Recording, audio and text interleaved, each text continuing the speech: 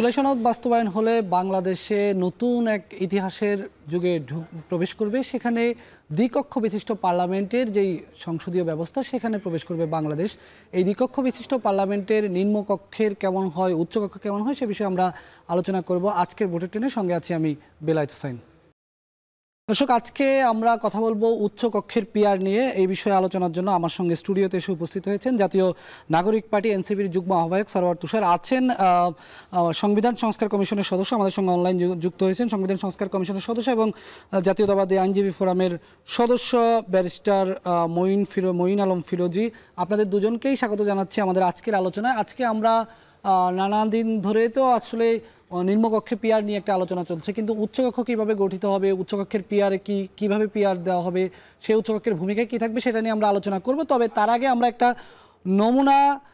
নমুনা দেখে নিতে চাই। সেই নমুনা হচ্ছে কিভাবে উচ্চকক্ষ গঠিত হবে, উচ্চকক্ষ কেমন হবে। মূলত আমরা দ্বিকক্ষ বিশিষ্ট একটি সংসদ হবে। এখন যে 300 আসনের সংসদ আছে সেটি নিম্নকক্ষ হিসাবে থাকবে, আর একটি উচ্চকক্ষ হবে যেখানে 100টি সংসদীয় আসন হবে। এই 100টি সংসদীয় আসন পিআরের ভিত্তিতে নির্বাচিত হবে। সেটি কিভাবে নির্বাচিত হবে আমরা সেটি একটু দেখানোর চেষ্টা করতেছি। আমরা সম্ভাব্য ধরে নিলাম, এটি একটা নমুনা, যে ধরে নিলাম আমাদের দেশে প্রায় 12.5 কোটি ভোটার আছে। ভোট গ্রহণ হওয়ার পরে সম্ভাব্য কাস্টিং ভোটের হার আমরা ধরলাম 60%, যেখানে 7.5 কোটি ভোট পড়েছে আমরা ধরে নিলাম। 7.5 কোটি ভোটের প্রত্যেক 1% ভোটের জন্য একটি করে আসন থাকবে উচ্চকক্ষে, অর্থাৎ 7,50,000 ভোট যে পাবে সেই একটি করে আসন পাবে। আমরা যদি দেখি যে দল ক, তারা নিম্নকক্ষে 300টি আসনের মধ্যে 180টি আসন পেয়েছে। 180টি আসনের মধ্যে সব আসন মিলিয়ে দল ক পেয়েছে 2,32,50,000 ভোট। তার মানে তার প্রাপ্ত ভোটের হার 31%। সেই হিসাবে তিনি 31টি আসন পাবেন। যদি নিম্নকক্ষের আসনের ভিত্তিতে উচ্চকক্ষ বন্টন হতো তাহলে কিন্তু তিনি সেই দলটি 60টি আসন পেত। যেহেতু ভোটের শতাংশ হারে অর্থাৎ পিআরের ভিত্তিতে উচ্চকক্ষ গঠিত হবে, সেহেতু সে 31টি আসন পাবে। দল খর হিসাবটা যদি আমরা ধরি, দল খ ধরা যাক 60টি আসন পেয়েছে 300টি আসনের মধ্যে। এই 60টি আসনে সে সব মিলিয়ে 60টি আসনের সব মিলে যে কয়টি আসনে সে হেরেছে এবং জিতেছে সব মিলে সে 1,87,50,000 ভোট পেয়েছে, যেটি মোট ভোটের 25%, অর্থাৎ সে 25টি আসন উচ্চকক্ষে নিশ্চিত করলো। দল গ আমরা ধরে নিলাম সে 30টি আসন জিতেছে। 30টি আসন, যেই 30টি আসন জিতেছে এবং যেই আসনগুলোতে সে হেরেছে সবগুলো মিলে সে 1,35,00,000 ভোট পেয়েছে, যেটি মোট প্রাপ্ত ভোটের 18%। তার মানে সে উচ্চকক্ষে 18টি আসন নিশ্চিত করলো। দল ঘ আমরা ধরে নিলাম 27টি আসন পেয়েছে। এই 27টি আসনের যে কয়টিতে জিতেছে এবং যে কয়টিতে হেরেছে সব মিলে সে 1,12,50,000 ভোট পেয়েছে, যা মোট প্রাপ্ত ভোটের 12%, অর্থাৎ সে 15টি আসন পেল উচ্চকক্ষে। দল উ 3টি আসন পেয়েছে, যার মোট ভোটের সংখ্যা 12,50,000, সে 7% ভোট পেয়েছে, যার কারণে সে 60টি আসন পেয়েছে। আর আমরা একেবারে শেষ যেটি দেখছি দল চ, সে নিম্নকক্ষে কোনো আসনই পায়নি। যে কয়টি আসনে সে নির্বাচন করেছে হেরে গিয়েও সে সব মিলে যদি ধরি যে সে 30 লাখ ভোট পেয়েছে, যেটি প্রাপ্ত ভোটের 4%, সে 4% অনুযায়ী সে উচ্চকক্ষে 4টি আসন পাবে। অর্থাৎ আমরা যে হিসাবটি আমরা দেখছি যে আসলে এর বাইরে যদি আমরা দেখি যে সংসদে উচ্চকক্ষের ভূমিকা কি থাকবে, উচ্চকক্ষের ভূমিকা থাকবে নিম্নকক্ষের প্রস্তাবিত আইন পর্যালোচনা করা, কিন্তু কোনো আইন সে প্রণয়ন করতে পারবে না। উচ্চকক্ষ কোনো বিল স্থায়ীভাবে উচ্চকক্ষ কোনো বিল স্থায়ীভাবে আটকাতে পারবে না। 2 মাসের বেশি আটক রাখলে স্বয়ংক্রিয়ভাবে অনুমোদন হয়েছে বলে বিবেচিত হবে। উচ্চকক্ষ বিল অনুমোদন করলে উভয় কক্ষের অনুমোদিত বিল রাষ্ট্রপতির কাছে পাঠানো হবে। উচ্চকক্ষের সংশোধনী বা সুপারিশ নিম্নকক্ষ সম্পূর্ণ বা আংশিক গ্রহণ কিংবা প্রত্যাখ্যান করতে পারবে। উচ্চকক্ষ থেকে কোনো ফেরত পাঠানো বিল নিম্নকক্ষের অধিবেশনে পুনরায় পাশ হলে উচ্চকক্ষের অনুমোদন ছাড়াই বিলটি রাষ্ট্রপতির কাছে পাঠানো হবে। সংবিধান সংশোধন সংক্রান্ত যে কোনো বিল উচ্চকক্ষের সংখ্যাগরিষ্ঠতায় অনুমোদন করতে হবে। আমরা দেখলাম যে সংসদীয় আসনের ক্ষেত্রে উচ্চকক্ষ কিভাবে গঠিত হবে, নিম্নকক্ষ কিভাবে গঠিত হবে এবং সেই উচ্চকক্ষের দায়িত্ব কি থাকবে, এটি নিয়ে আমরা একটি উপস্থাপনা দেখিয়েছি। আমার সঙ্গে দুজন অতিথি আছে, আমরা আলোচনা করব। আমি সরওয়ার তুষার ভাইয়ের কাছে আসব। প্রথমে একটু আমি ব্যারিস্টার মঈন ফিরোজী আপনার কাছে একটু যেতে চাই। আপনি সংবিধান সংস্কার কমিশনের সদস্য ছিলেন। সংবিধান সংস্কার কমিশনের পক্ষ থেকে উচ্চকক্ষে পিআরের ব্যাপারে আপনারা সুপারিশ করেছেন বা আপনারা প্রস্তাবনা রেখেছেন, কিন্তু আমি যদি বলি আপনি জাতীয়তাবাদী আইনজীবী ফোরামের একজন সদস্য হিসাবে, আপনি তো যেহেতু দল হিসাবে আপনি বিএনপির একজন নেতা বা সমর্থক যাই বলি, কর্মী যাই বলি, সে জায়গায় বিএনপি উচ্চকক্ষে পিআরের ক্ষেত্রে নোট অফ ডিসেন্ট দিয়েছে। অর্থাৎ বিএনপি এই বিষয়ে একমত নয়, দুটির মূল্যায়নটা আপনি কীভাবে করবেন, আর সংবিধান সংস্কার কমিশনের বাস্তবতা এবং বিএনপি যে এটি চায় না কীভাবে আপনি এটির আলোচনা করবেন? আপনাকে ধন্যবাদ। আমি যেহেতু সংবিধান সংস্কার কমিশনে কাজ করেছি, আমাদের সংবিধান সংস্কার কমিশনের প্রেক্ষাপটটা আগে একটু বলে নিলে দেন দলীয় দৃষ্টিভঙ্গিটা তো আসলে অনেক মানুষের সমন্বয়ে সবার দৃষ্টিভঙ্গি দলের যে একসাথে মিলবে তা নয়।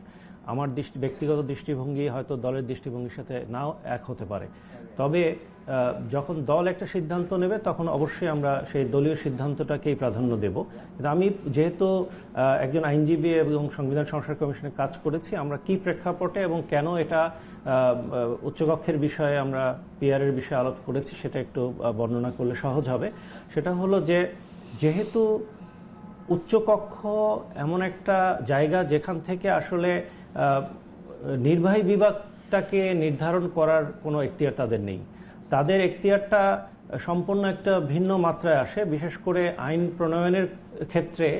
এবং আরেকটা গুরুত্বপূর্ণ জায়গা যেটা অনেক ক্ষেত্রেই মিস হয় সেটা হলো যে সরকারের যেহেতু সংসদীয় পদ্ধতির সরকারের অনেক কার্যক্রম আছে যে কার্যক্রমগুলো নিয়মিত তদারকির মধ্যে রাখে একটা পার্লামেন্ট। কিন্তু পার্লামেন্টের এক কক্ষ বিশিষ্ট পার্লামেন্টের সমস্যাটা হয় যে এক কক্ষ বিশিষ্ট পার্লামেন্ট চাইলেও যথেষ্ট সময় দিতে পারে না এই সরকারি কার্যক্রমগুলো তদারকি করতে, এবং আইন প্রণয়নেও দেখা যায় এত বেশি বিল আসে যেগুলো সময় নিয়ে ডিসকাশন করার সুযোগ থাকে না। তখন উচ্চকক্ষে যখন এই বিষয়গুলো দেয়া হবে তখন তারা দেখা যাবে যে অনেক সময় নিয়ে বিলগুলো বিবেচনা করতে পারবে, এবং যখন বিবেচনা করবে তখন সেই বিবেচনার কারণে বিলগুলো অনেক সমৃদ্ধ হবে। অ্যাট দ্য সেম টাইম যখন সরকারি কোনো বিষয় নিয়ে স্ক্রুটিনির প্রশ্ন আসবে তখন উচ্চকক্ষ তার সুযোগ থাকবে সেখানে যথেষ্ট ভূমিকা রাখা। এখন পিআরের বিষয়ে যেটা আমরা যে আলোচনা করেছিলাম সংবিধান সংস্কার কমিশন থেকে, যে পিআরে আমরা বলেছি যেহেতু উচ্চকক্ষ এই নির্বাহী বিভাগের কর্তৃত্ব নির্ধারণ করার জন্য তাদের ভূমিকা নেই, সেক্ষেত্রে সারা দেশের প্রত্যেকটা রাজনৈতিক দল যারা নির্বাচনে অংশগ্রহণ করে তাদের মোট প্রাপ্ত ভোটের আলোকে তাদের প্রপোর্শনেটলি মিনিমাম 1% যার আছে তার একটা 100 টোটাল আপার হাউসটা হবে 100 আসনের, সেখানে মিনিমাম একটা করে তাদের সিট পাওয়ার সুযোগ থাকবে। এতে যেটা হয় যে আপার হাউসটা একটা টোটাল সমস্ত জনগোষ্ঠীর একটা রিপ্রেজেন্টেশন হিসাবে ওখানে তৈরি হয়। যদিও যেহেতু আপার হাউসটা যেহেতু একটা ভিন্ন একটা অবস্থান থেকে তাদের কার্যক্রমটা পরিচালনা করতে হয়, সেক্ষেত্রে সব দলমত নির্বিশেষে যদি সেখানে যায় এখানে আরও ভিন্ন অপিনিয়নগুলো পাওয়া যায়, একটু ভিন্ন মাত্রায় পাওয়া যায়। এই বিষয়ে আপার হাউসে আমরা চিন্তা করেছি যে শুধুমাত্র যদি আমরা ফার্স্ট পাস দ্য পোস্টের ফর্মুলাতেই আবার আপার হাউসেও নির্ধারণ করি, সেক্ষেত্রে হয়তো এটা অ্যাক্রস দ্য কমিউনিটি সারা দেশের জনগোষ্ঠীর রিফ্লেকশনটা হয় না। বিএনপির 31 দফা একটা চমৎকার প্রপোজাল ছিল, সেটা হলো যে উচ্চকক্ষে কিছুটা ব্রিটিশ পার্লামেন্টের উচ্চকক্ষ যেরকম যে বিশিষ্ট ব্যক্তিদের সমাজে যারা বিভিন্ন বিষয়ে অবদান রাখে তাদেরকে উচ্চকক্ষে অ্যাকোমোডেট করা যায় কিনা, এটাও একটা চমৎকার প্রস্তাব। যেহেতু উচ্চকক্ষের কাজটাই হচ্ছে পার্লামেন্টের মূল বোঝাটা তাদের ঘাড়ে নিয়ে নেয়া, সেখানে যদি প্রপোর্শনাল রিপ্রেজেন্টেশনের সাথে যদি দেখা যায় যে বিশেষ বিশেষ জায়গায় যার অভিজ্ঞতা আছে তাদেরকে আনা যায়, তাহলে সেই তাদের ইনপুটটাও বিশালভাবে কাজ করবে সংসদকে এনরিচ করার জন্য। জি, আমি একটু সারোয়ার তুষার আপনার কাছে আসতে চাই। সারোয়ার তুষার, আপনি শুনলেন মঈন ফিরোজ ভাইয়ের কথা। উচ্চকক্ষ আর নিম্নকক্ষ নিয়ে আমরা যদি আলোচনা করি, এই উচ্চকক্ষের অনেকগুলা ভূমিকার কথা আমরা দেখেছি, কিন্তু এই উচ্চকক্ষ সারোয়ার তুষার ব্যারিস্টার মঈন ফিরোজও বলছিলেন যে নিম্নকক্ষকে অনেকটা হালকা করে দিবে উচ্চকক্ষ। নিম্নকক্ষে যে সংসদে যে আইনগুলো উঠবে, যে বিলগুলো উঠবে, সেটা উচ্চকক্ষ সেগুলো পর্যালোচনা করবে। কিন্তু আমরা ক্ষমতা দেওয়ার ক্ষেত্রে দেখেছি যে উচ্চকক্ষ সেটি শুধু পর্যালোচনা করতেই পারবে, এই পর্যালোচনা নিম্নকক্ষ যে মানতে বাধ্য থাকবে এরকম কোনো কিন্তু বিধান রাখা হচ্ছে না জুলাই সনদে আমরা যেটি দেখলাম। তাহলে এই উচ্চকক্ষ থাকা আর না থাকার মধ্যে পার্থক্য কী? সংবিধানের সংশোধনের একটা ক্ষমতা দেওয়া হচ্ছে, সেই বিষয়ে আমি পরে আসবো। শুধু যদি আইন এবং বিলগুলো নিয়ে আমি মূল্যায়ন করতে বলি তাহলে কি বলবেন?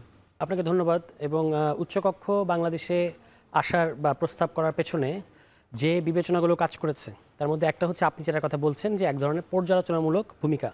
এটা হয়তো নিম্নকক্ষের উপর কোনো বাইন্ডিং ইফেক্ট তৈরি করবে না, এটা সত্য, কিন্তু যখন উচ্চকক্ষে আপনি এটা নিয়ে আলোচনা করবেন, যখন সমালোচনা হবে যে কোনো বিল কিংবা যে কোনো আইনের, এটা কিন্তু নিম্নকক্ষকে একটা চাপের উপর রাখবে। কিংবা আপনি যখন নিম্নকক্ষে, যেহেতু সাধারণত বাংলাদেশের লাস্ট সুষ্ঠু নির্বাচনগুলোর ট্রেন্ড দেখলে দেখা যায় যে ওখানে সরকারি দলের একচ্ছত্র আধিপত্য থাকে, 2/3 থাকে, ফলে তারা যে কোনো ধরনের আইন করে ফেলতে পারে। এবং আইন করার ক্ষেত্রে আপনি দেখবেন সংসদের যে কার্যপ্রণালী বিধি আছে সেখানে কোরাম মেনটেন করা এবং কতজন সংসদ সদস্য উপস্থিত থাকলে আইন করে ফেলতে পারবে, পাশ করে ফেলতে পারবেন আপনি, সেটা খুব বেশি সংসদ সদস্য লাগে না কিন্তু।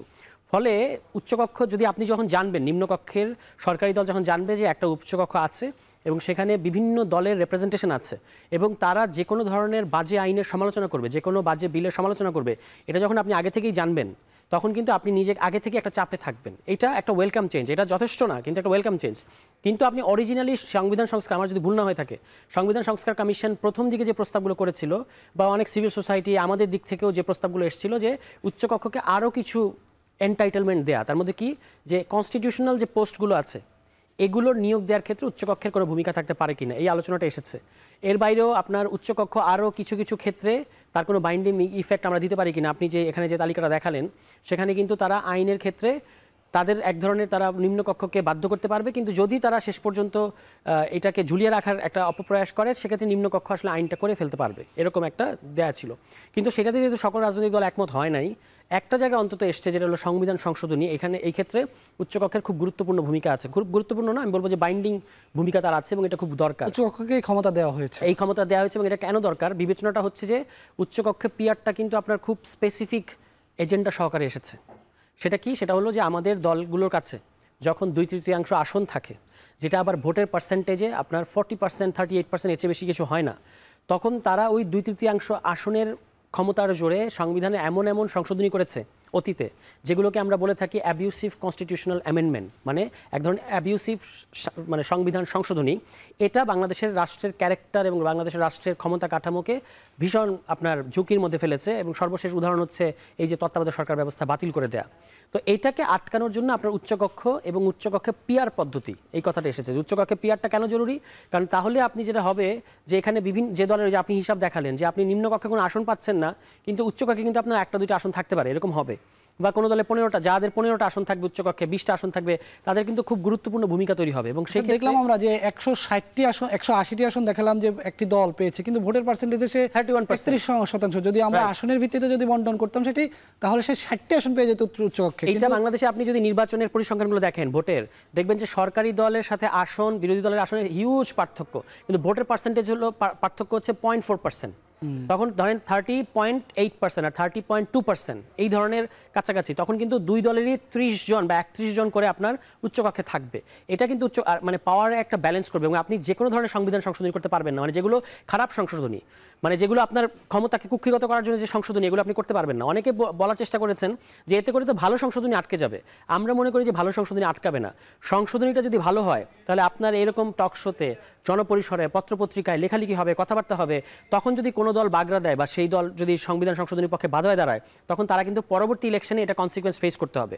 ফলে যেটা ভালো সংশোধনী, যেটা জনগণের স্বার্থের সংশোধনী, সেগুলো কিন্তু আপনার সর্বদলীয় কনসেনসাসের ভিত্তিতে পাশ হয়ে যাবে। কিন্তু যেগুলো খারাপ সংশোধনী বা যেগুলো হচ্ছে এই যে তত্ত্বাবধায়ক সরকার বাতিল করা কিংবা একদলীয় শাসন প্রবর্তন করা, বিচারপতির বয়স বাড়িয়ে দেওয়া, এই যে টাইপের সংশোধনীগুলো বাংলাদেশ রাষ্ট্রকে বিপদের মধ্যে ফেলেছে, এই সংশোধনীগুলো কিন্তু আপনি আটকাতে পারবেন।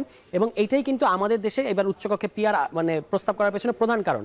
আমরা একটা কথা বলেছিলাম, এখনো আমরা ওটা বলি, যে নিম্নকক্ষে আপনি যেমন নির্বাচনের আগে প্রার্থীর মনোনয়ন নাম ঘোষণা করেন, উচ্চকক্ষেও তাই করতে হবে।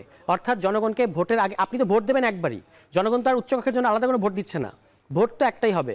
সুতরাং আপনার সামনে যদি তালিকা থাকে যে অমুক দল উচ্চকক্ষে এদেরকে নমিনেশন দিচ্ছে, আপনি 30 জন নাম দিলেন, এখন এদের ব্যাকগ্রাউন্ড, এদের আসলে ক্রেডিবিলিটি, তাদের যোগ্যতা অযোগ্যতার বিষয়গুলো নিয়ে আমি আসবো, সেই আলোচনা আমি করবো। আমি একদম মঈন ফিরোজী ভাইয়ের কাছে আরেকটি প্রশ্ন যেতে চাই। মঈন ফিরোজী ভাই, একটি কথা মাঠে সাধারণভাবে প্রচলিত আছে যে আমাদের সংসদে যে 300 এমপি, এই 300 সংসদ সদস্য, গত যেই 3টা সংসদ আমরা দেখেছি, এই 300 সংসদ সদস্যরা জনগণের ভোটে নির্বাচিত হয় নাই, কিন্তু তারা রাষ্ট্রের কাছ থেকে সর্বোচ্চ সুযোগ সুবিধাটা তারা নিয়েছে।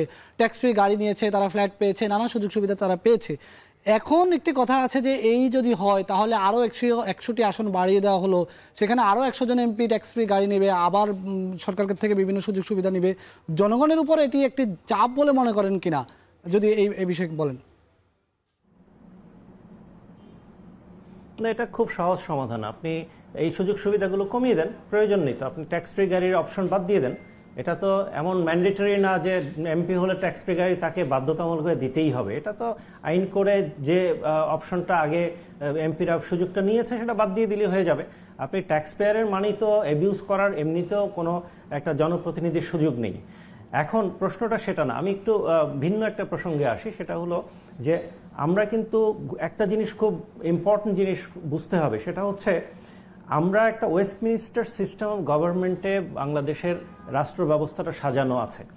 এই ব্যবস্থাটা যতদিন আছে ততদিন আসলে এই পিসমিল আপনি যতগুলো সংশোধনী প্রশ্ন আসবে, পিআরের প্রশ্ন আসবে, আপনি উচ্চকক্ষ নিম্নকক্ষের প্রশ্ন আসবে, পিসমিলভাবে যদি আলাদা বিচ্ছিন্নভাবে আমরা দেখি তাহলে কিন্তু পুরো পিকচারটা ক্লিয়ার হয় না। যেমন একটা গুরুত্বপূর্ণ বিষয় আমাদের আলোচনায় মিস করে যাচ্ছি, পার্লামেন্টের যে দায়িত্ব, প্রথমত পার্লামেন্টের দায়িত্ব আইন প্রণয়ন এবং সরকারের বিভিন্ন কার্যক্রমগুলো তদারকি করা। এই দুটো হচ্ছে সারা পৃথিবীব্যাপী একটা কমন কাজ। কিন্তু যেসব দেশে পার্লামেন্টারি সিস্টেম অফ গভর্নমেন্ট আছে সেক্ষেত্রে তার একটা থার্ড এলিমেন্ট অ্যাড হয়ে যায়, সেটা হচ্ছে সরকারও গঠন হয় পার্লামেন্টের মেম্বারদের থেকে।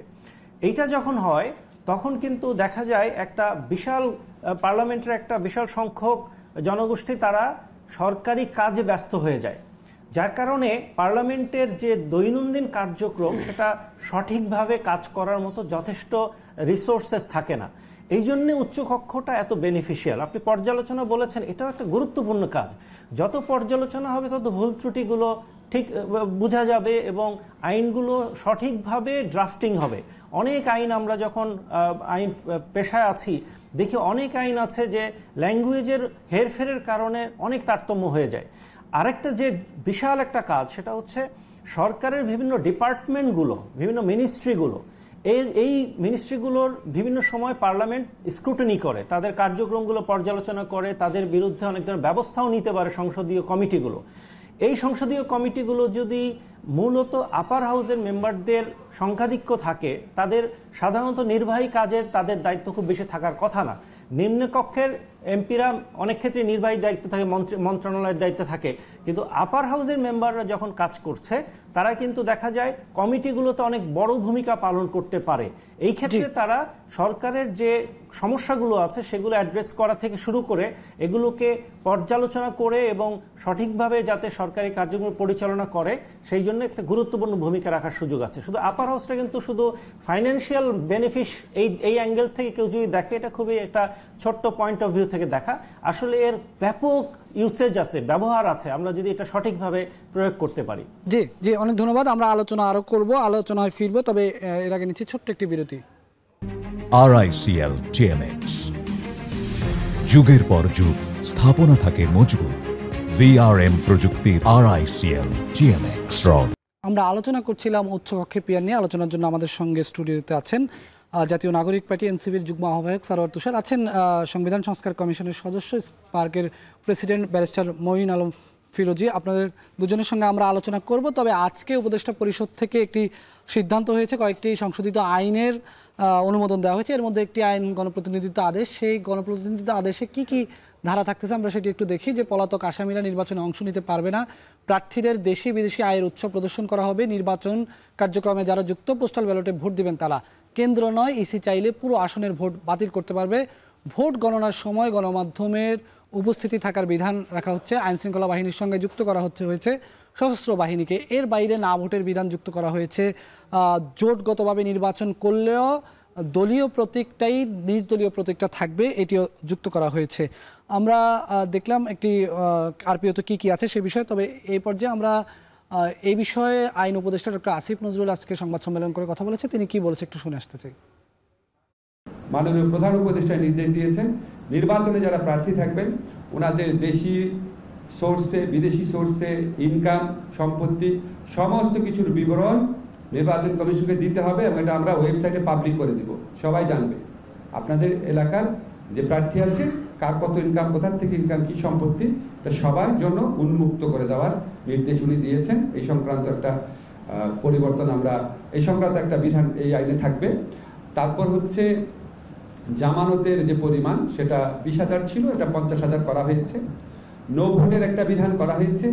যেই নির্বাচনে একজন প্রার্থী থাকবে, আপনাদের 2014 সালের ভুয়া ইলেকশনের স্মৃতি নিশ্চয় মনে আছে, 153টা না 54টা আসনে একজন প্রার্থী ছিল, সাধারণ নির্বাচন ছিল। এই ধরনের নির্বাচন যেন না হয়। একজন প্রার্থী থাকলে সেখানে যারা ভোটার আছে তারা না ভোট দিতে পারবে, যেই প্রার্থী পছন্দ না, তখন সেখানে আবার নির্বাচন হবে। আমরা আলোচনা করব উচ্চকক্ষে পিআর নিয়ে। তুষার ভাই, পর্বে একটু আপনার কাছে শুরুতে আসতে চাই। আপনি একটু বলছিলেন যে উচ্চকক্ষকে দেখে জনগণ ভোট দেওয়ার ক্ষেত্রে এটি বিবেচনায় নেবে। একটি প্রস্তাবনা আমরা দেখেছি যে উচ্চকক্ষ, যারা উচ্চকক্ষের সদস্য হবেন তাদের যোগ্যতার ক্ষেত্রে শিক্ষাগত যোগ্যতা একটা বিষয় রয়েছে। কিছুক্ষণ আগে ব্যারিস্টার মঈন ফিরোজী ভাই আমাদেরকে বলছিলেন যে ব্রিটিশ পার্লামেন্টের কথা বলছিলেন, সেখানে উচ্চকক্ষে সমাজের উচ্চ শ্রেণী বা সমাজের বিবেচক শ্রেণী যারা তারা থাকেন। কিন্তু আমাদের যে উচ্চকক্ষ গঠিত হবে সেখানে এই ধরনের কোনো ব্যারিয়ার রাখা হয়নি। কারা উচ্চকক্ষে যাবেন, কারা যাবেন না, অর্থাৎ নিম্নকক্ষে যেভাবে সংসদ সদস্য নির্বাচিত হয়ে আসবেন উচ্চকক্ষেও সেভাবে নির্বাচিত হতে পারবেন। আমরা দেখি নিম্নকক্ষে অনেক অষ্টম শ্রেণী পাস, পঞ্চম শ্রেণী পাস সংসদ সদস্য আমরা দেখেছি। উচ্চকক্ষও কিন্তু এইভাবেই নির্বাচিত হবেন, কোনো ধরনের বিধিনিষেধ রাখা হয়নি। তাহলে আর এই উচ্চকক্ষের যে আইন পর্যালোচনা করার যে সক্ষমতা সেটি কোথায় থাকলো স্যার? না, এটা একটা জিনিস হচ্ছে যে দুটো জিনিস এখানে খেয়াল রাখতে হবে।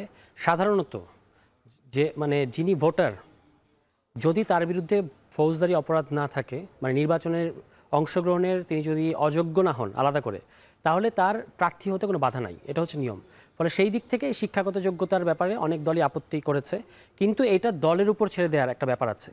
যেমন বিএনপির কথা উনি বললেন যে বিএনপি কারা কারা তাদের সম্ভাব্য উচ্চকক্ষে যাবে সেটা কিন্তু বিএনপি বলেছে, কিন্তু বিএনপির উচ্চকক্ষের ফরমেশনটা কিন্তু আবার আসনের ভিত্তিতে, অর্থাৎ এটা একটা নিম্নকক্ষের রেপ্লিকা হবে। আমরা এটার বিরোধিতা করেছি।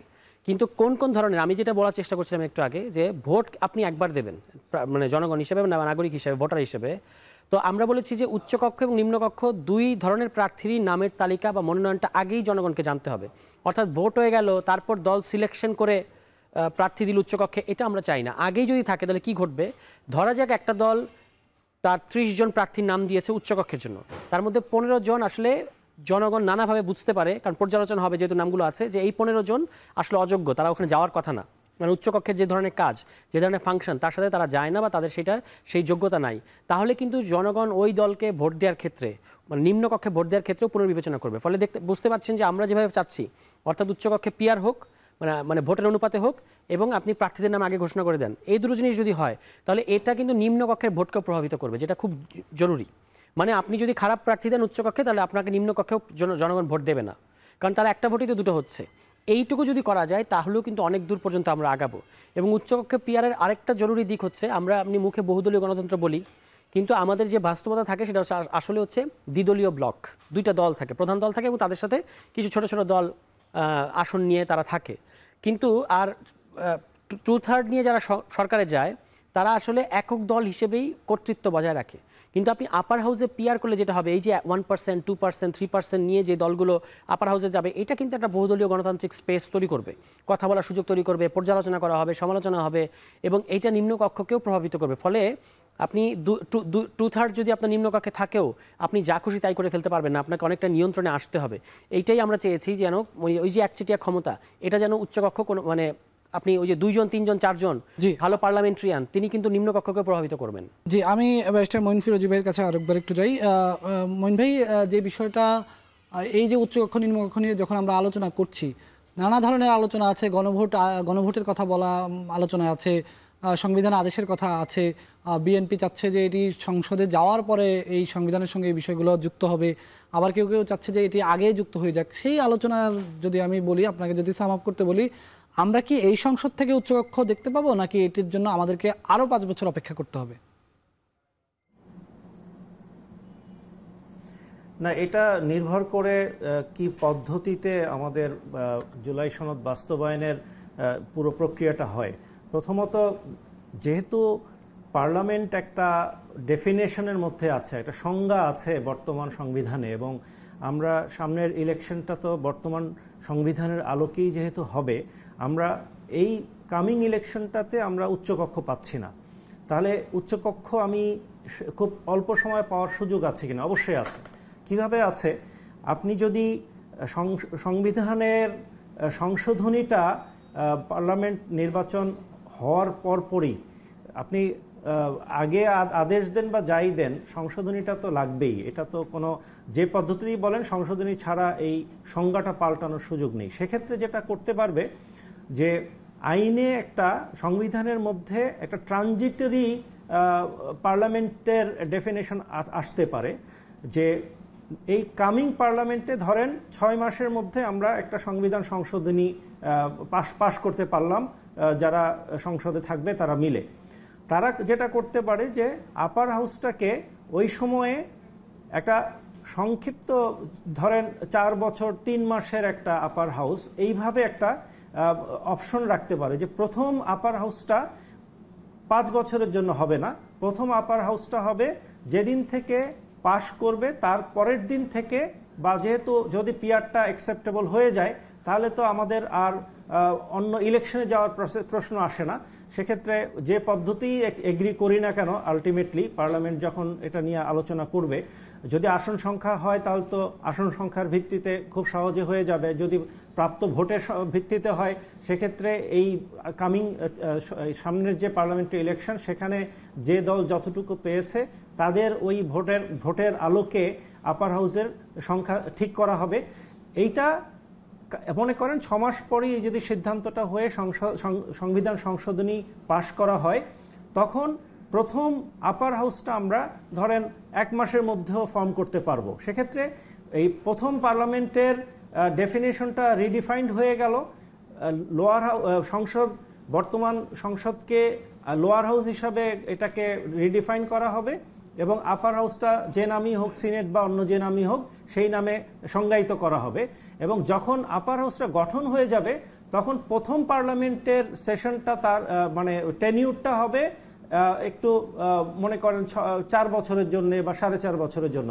এর পরবর্তী যখন পার্লামেন্ট হবে, নির্বাচন হবে, ওই নির্বাচন থেকে আবার তারা গতানুগতিকভাবে লোয়ার হাউসের যে টেনিউর হবে, আপার হাউসের টেনিউর একই সাথে হবে। সুতরাং এটার জন্য আমাকে 5 বছর অপেক্ষা করার প্রয়োজন নেই। এটা নির্ভর করে যে কিভাবে আমি সংশোধনীটা আনছি, এবং এটা খুব একটা আইনি একটা কাজ মাত্র, এটা খুব জটিল কোনো বিষয় না।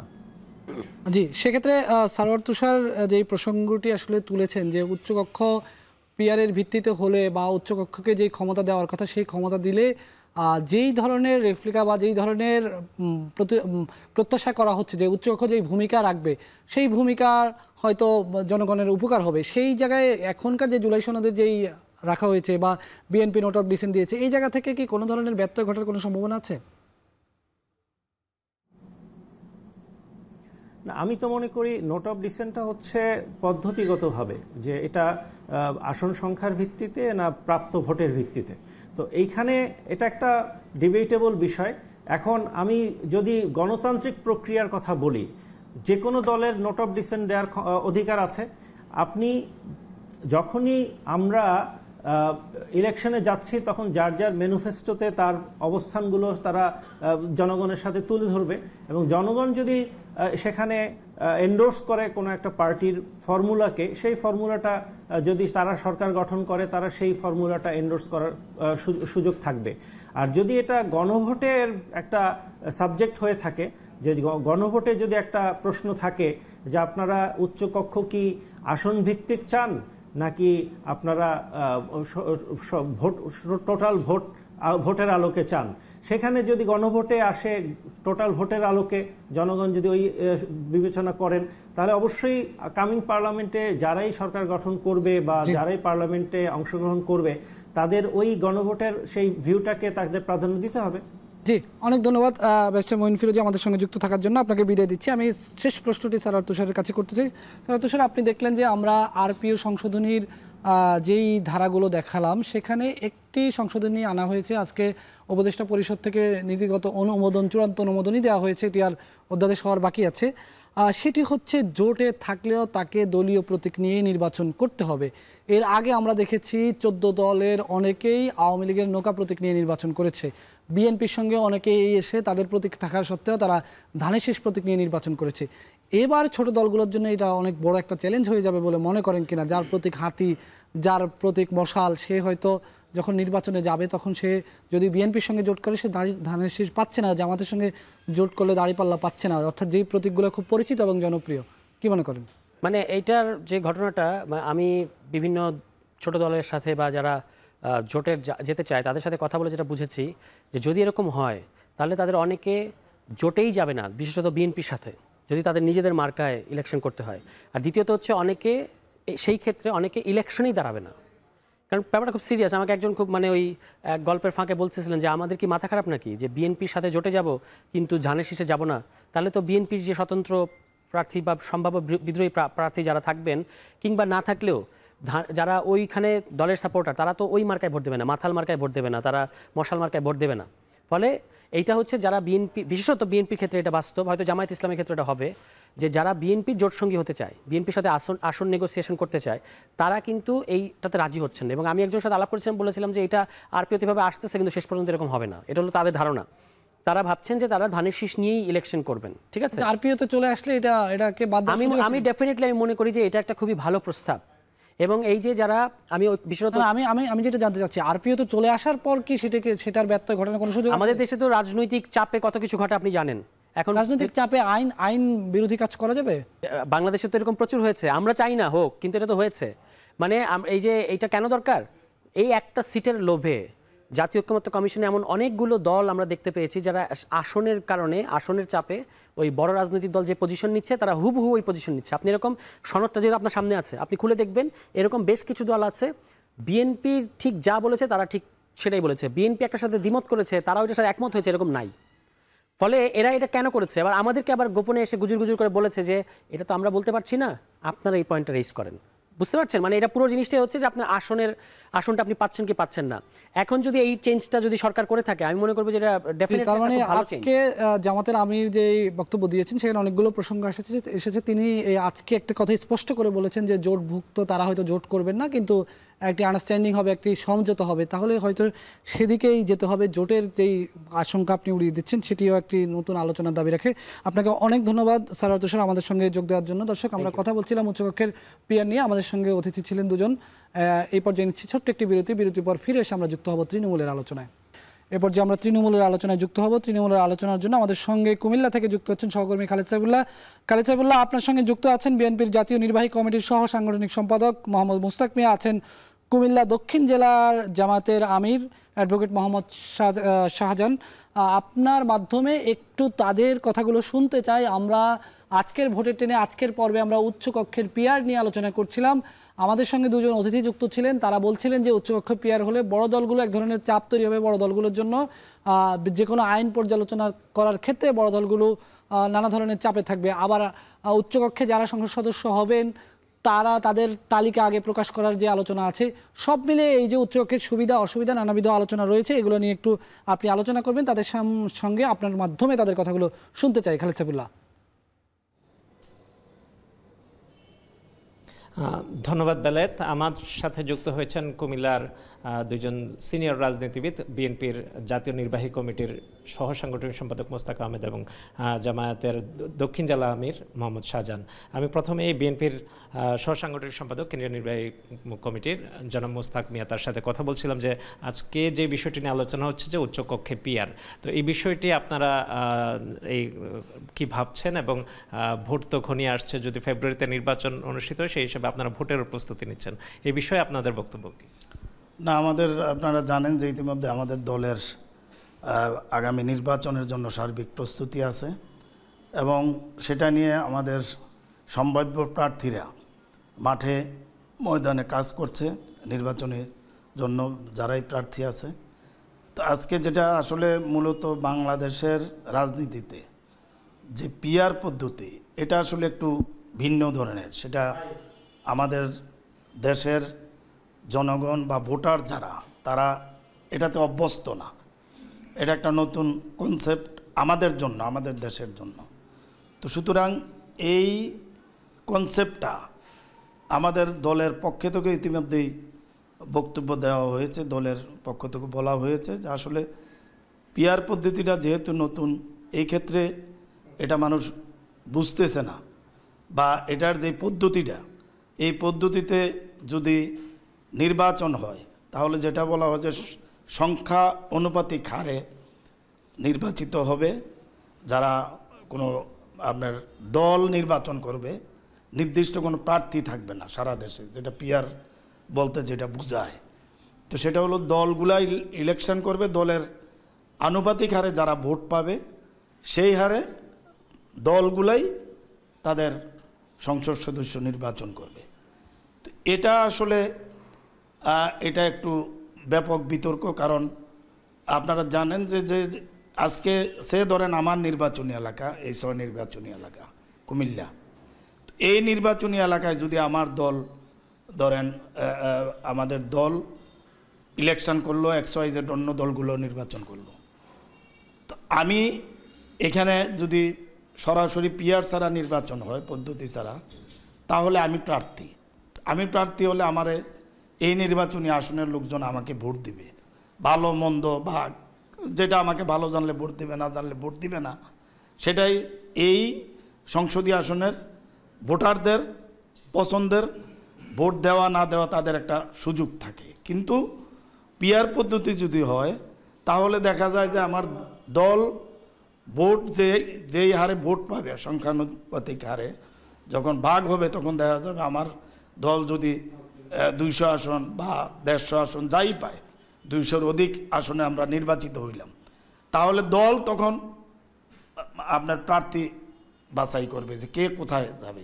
এই ক্ষেত্রে এলাকা ভিত্তিক যে একটা প্রার্থীদের জবাবদিহিতা তার এলাকার জনগণের কাছে, তার এলাকার ভালো মন্দ বা উন্নয়ন, সেটার ব্যাপারে যেটা করার কথা, তো সেই সুযোগটা তো আসলে ওইভাবে হচ্ছে না, বা এলাকার মানুষের কাছে একটা জবাবদিহিতার কোনো সুযোগ থাকতেছে না। ধন্যবাদ। আমরা একটু জামাতের কুমিল্লা দক্ষিণ জেলা আমির মোহাম্মদ শাহজাহান, আপনারা পিয়ার পদ্ধতি, উচ্চ পদ্ধতি চাচ্ছেন, নিম্নকক্ষেও চাচ্ছেন, উচ্চ কক্ষেও চাচ্ছেন, সে বিষয়গুলো আসলে একটু বলবেন যে।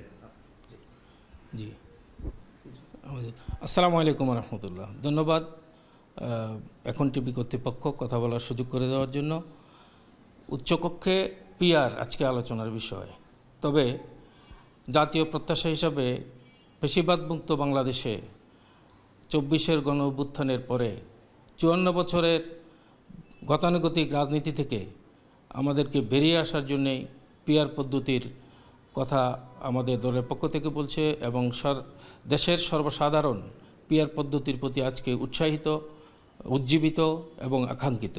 কারণ হচ্ছে বাংলাদেশের রাজনীতিতে এই নমিনেশন বাণিজ্য, কালো টাকার দৌরাত্ম্য এবং যে কোনো লোকেই জাতীয় সংসদে যেতে পারার যেই সুযোগ এবং পেশিবাদের মাধ্যমে শক্তি প্রদর্শনের মাধ্যমে নির্বাচনে বিজয়ী হওয়ার যে মহড়া, সেখান থেকে বেরিয়ে এসে কালো টাকা মুক্ত একটু সুন্দর বাংলাদেশ গড়ার জন্যে পিয়ার পদ্ধতি জাতীয় নির্বাচন খুবই প্রয়োজন। আমরা পিয়ার পদ্ধতির জাতীয় নির্বাচনের জন্য আন্দোলন অব্যাহত রাখব। তবে ইতিমধ্যে ঐক্যমত্য কমিশনে উচ্চকক্ষে পিয়ার সম্পর্কে যেই স্বাক্ষর অনুষ্ঠিত হয়েছে, সেখানে উচ্চকক্ষে যে 100 আসন নির্ধারণ করা হয়েছে সেটাকে আমরা সাধুবাদ জানাই, এবং সেখানে বিএনপি স্বাক্ষর করেছেন, কিন্তু একটা নোট অফ ডিসেন্ট দিয়েছেন যে তারা সংখ্যানুপাতিক নির্বাচন পদ্ধতির উচ্চকক্ষে তারা আসনের ভিত্তিতে নির্বাচন 100 আসন উচ্চকক্ষ চায়, কিন্তু বাকি সকল দলই, প্রায় সকল দলই 25টি দলেই স্বাক্ষর করেছে, এবং তারা সেখানে প্রস্তাব হচ্ছে যে উচ্চকক্ষ নির্ধারিত হবে জাতীয়ভাবে নির্বাচনে দল যে ভোট পাবে সে দলের ভোটের অনুপাত হারে। তো সেটাই হওয়া উচিত, এবং হলে সে হবে নির্বাচন যেদিন জাতীয় সংসদ নির্বাচনে কোনো দল যখন 300 আসনের প্রার্থিতা ঘোষণা করবে, তখন একই সময়ে 100 আসনের নির্বাচনের এই 100 আসনে উচ্চকক্ষে কারা থাকবে তাদের নাম দেবে। তখন দলগুলো গুণগত মান, যোগ্যতা, এক্সপার্ট, অভিজ্ঞ এবং ভালো মানুষদেরকে উচ্চকক্ষে মনোনয়ন দিতে পারবে, এবং বাংলাদেশে ক্ষমতার ভারসাম্য রক্ষা হবে এবং দেশ উপকৃত হবে। আমরা সেই প্রত্যাশা করছি। ধন্যবাদ। কুমিল্লার দুজন রাজনীতিবিদ তাদের মতামত ব্যক্ত করলেন। বেলায়েত। ধন্যবাদ খালেদ সাইফুল্লাহ। আমাদেরকে জানাচ্ছিলেন কুমিল্লার দুইজন স্থানীয় রাজনীতিবিদের আলোচনা, তারা আমাদেরকে জানাচ্ছিলেন উচ্চকক্ষ নিয়ে তৃণমূলের ভাবনার কথা। দর্শক, এ পর্যায়ে জানাবো আজকে রাজনীতির মাঠে নির্বাচন নিয়ে কি বক্তব্য উঠে এসেছে। বিশেষ করে বিএনপির মহাসচিব কথা বলেছেন বিএনপি স্থায়ী কমিটির সদস্য সালাউদ্দিন আহমেদ। একই সঙ্গে যুক্তরাষ্ট্রে গণমাধ্যমের সঙ্গে কথা বলেছেন জামায়াতের আমির ডাক্তার শফিকুর রহমান। তাদের কথাগুলো শুনে আসতে চাই। এখন 1 বছরের মধ্যে আমরা আমাদের যে অন্তর্বর্তী সরকার আছে তাকে সহযোগিতা দিয়ে আর রাজনীতি সহযোগিতা করে আমরা একটা জায়গায় আসার চেষ্টা করছি, একটা নির্বাচন যেন করা যায়। আমি কোন দলকে দোষারোপ করতে চাই না, কোন ব্যক্তিকে দোষারোপ করতে চাই না, কিন্তু হতাশার সঙ্গে লক্ষ্য করি যে কোনো রাজনৈতিক দল নির্বাচন যেন পিছিয়ে যায়, নির্বাচন যেন সঠিকভাবে না হয় তার চেষ্টা করছেন। শুধু 71 না, 47 সাল থেকে শুরু করে জামাতে ইসলামীর দ্বারা কেউ যদি কোনো কষ্ট পান, কারো যদি কোনো ক্ষতি হয়ে থাকে, আমি সব ব্যক্তি এবং সংগঠনের পক্ষে নিঃশর্তে আমি আপনাদের কাছে ক্ষমা চাই, আপনারা আমাদেরকে ক্ষমা করে দেবেন। আমাদের সিদ্ধান্ত হচ্ছে আমরা কোনো ফর্মাল জোট গঠন করব না, আমরা নির্বাচনী আন্ডারস্ট্যান্ডিং করব। জোট গঠনের ভালো দিক আছে, মন্দ দিকও আছে। এটা খেয়াল করুন যে বিএনপিও এখন পর্যন্ত কিন্তু সুস্পষ্ট কোনো জোট গঠনের সিদ্ধান্ত ঘোষণা করে নাই। কি পরিমাণ জনসমর্থন পাবো সেটার কোনো জরিপ আমাদের কাছে আছে কিনা?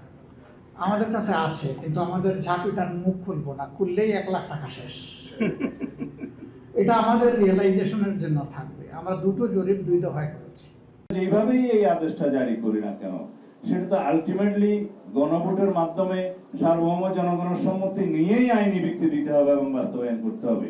সুতরাং আগে কাগজের মধ্যে আমি প্রজ্ঞাপন লিখলাম নাকি আদেশ লিখলাম নাকি অন্য কিছু লিখলাম, এইটা খুব একটা গুরুত্ব বহন করে না। দর্শক, এই ছিল আজকের ভোটের ট্রেনের আয়োজন। সাথে থাকার জন্য ধন্যবাদ।